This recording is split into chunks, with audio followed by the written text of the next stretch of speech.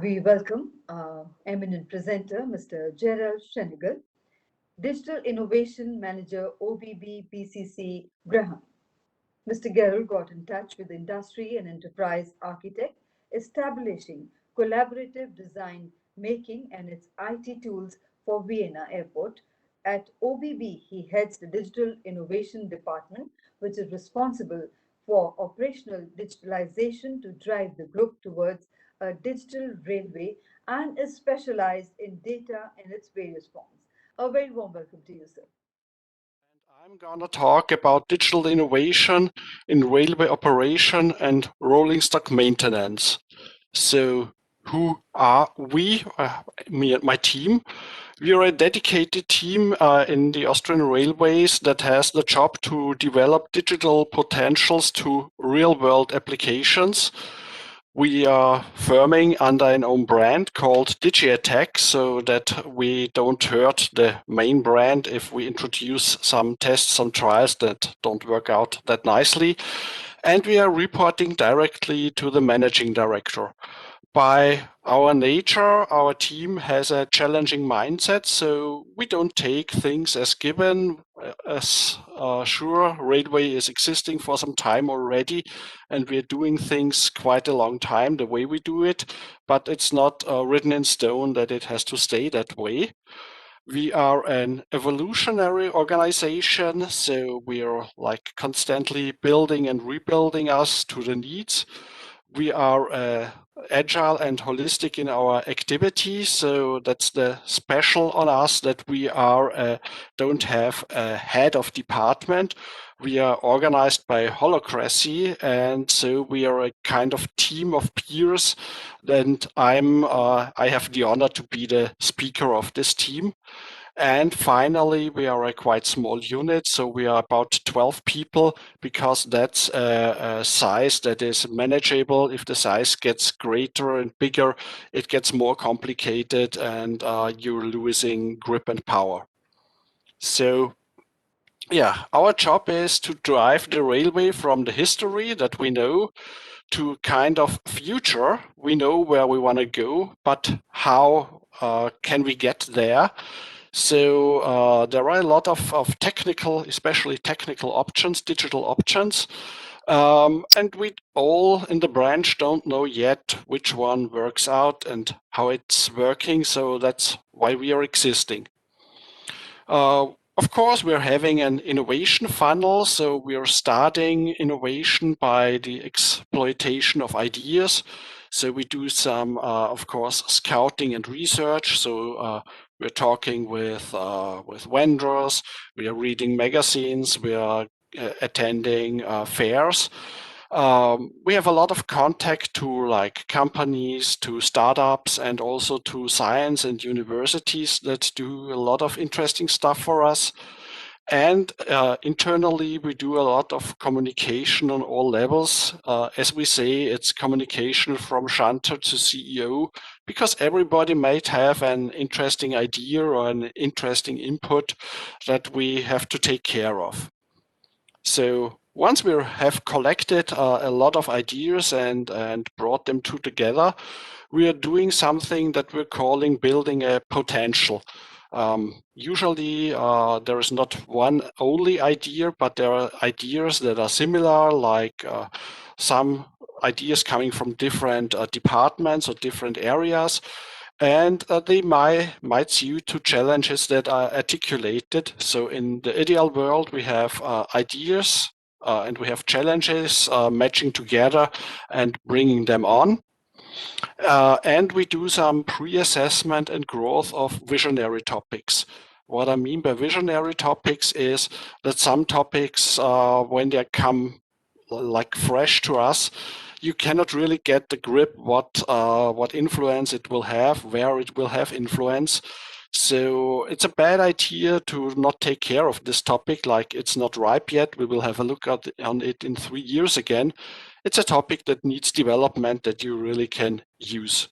So if something has an potential that we can use and that drives us to the idea that yes, we can do something with it, we are moving on to prototyping. Prototyping means that we want to prove that this technology, this idea is working in the field, working in the railway industry.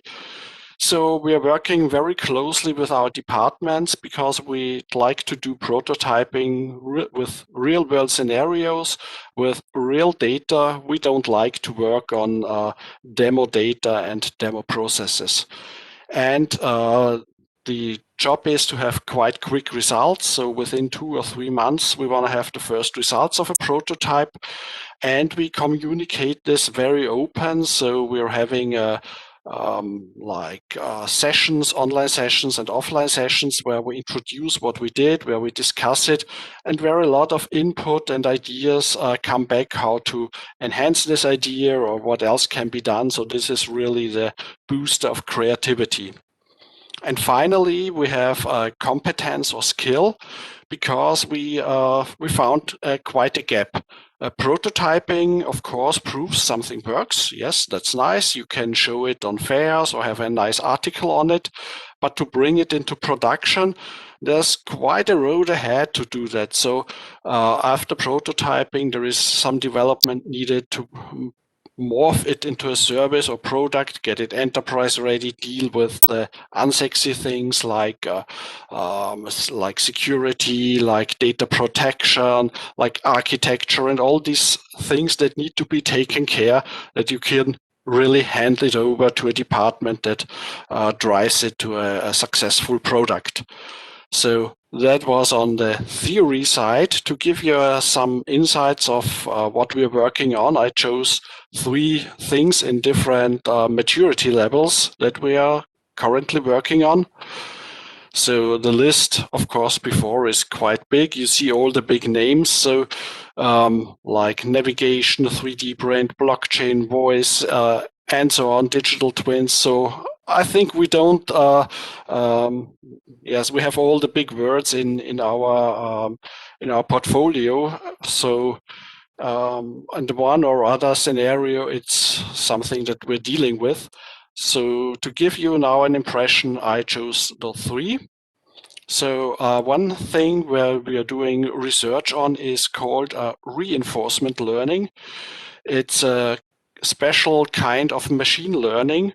Machine learning initial was or is a quite good and quite capable technology, but it has the drawback that you need to know all the rules of a certain scenario. That works well in some games or some scenarios. But especially in railways, we don't really know all of the rules. We have a lot of rules, but they are not as complete as we think they are. And so a lot of scenarios were out of scope with classical machine learning. With reinforcement learning, that's a kind of artificial intelligence that is quite similar to computer games. So the artificial intelligence learns by experience what works well, what does not work well. And so you don't need to know all of the rules because the AI learns the rules and learns how to deal with the environment by itself. And that's a quite interesting technology for a lot of things that we want to do. So it's applicability for advanced operations simulation, like when we have deviation timetables or these scenarios to use it. Or also an approach that we tested on is to solve the finding of the optimal parking position of a rail car or a locomotive in a depot to get it out when you need it pretty fast. So here we are in the research stage of the things. So here we try to learn where we can use it, how we can use it, and where it might be interesting to do a prototype. With the next stuff, we are one step ahead. That's blockchain, big word. Blockchain is right now in prototyping in our world. So we had an eye on blockchain since 2018. So with getting the concept, and as I said, that at that time it was a visionary topic. So we did a lot of evangelization to teach management what is all about blockchain, where possible use cases, and to evaluate where it can really help us. We set up a playground outside of the company network so that we could test and get experience on the blockchain, not dealing with all the security and setting stuff. So just to get a first feeling of how do you interact with a Bitcoin or with an Ethereum chain. And we built up 2 prototypes, one for a track and trace solution for spare parts, and another prototype that deals with travel data of people, of data sharing. And right now, or the last months, there were some developments like Ethereum 2.0 or the, would say, standardization of tokens, or also the identity management over the blockchain, that in our side moved the technology into a field where we can really use it in production. So what are we doing right now? One is that we joined a joint undertaking called TradeLands. That's a undertaking driven by IBM and Maersk, where containers are tracked and traced and handled globally. That is based on blockchain. And on the other hand, we are right now developing a train management system in a research and development project based on blockchain, together with some partners, that is based on a so-called ERC 720 token. That's a blockchain token that is a so-called non-fungible token that's resembling the physical reality of a track for us.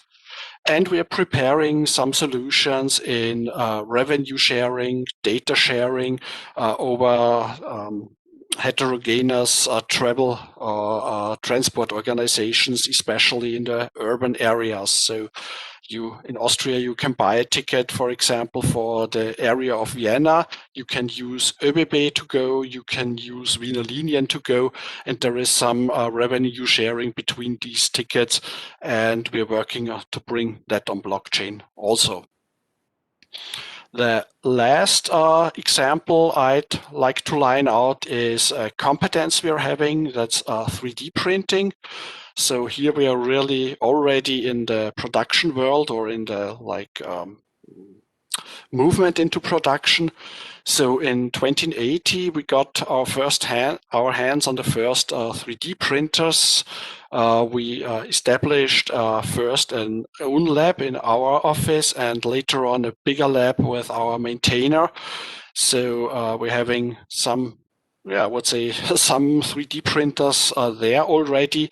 Also moving out of the office space. So also the 3D printers start as office machines, but when you use them quite frequently, quite often, you need things like more power supply, air connectivity, dealing with dusty material and so on. So that's then you're out of office space pretty soon.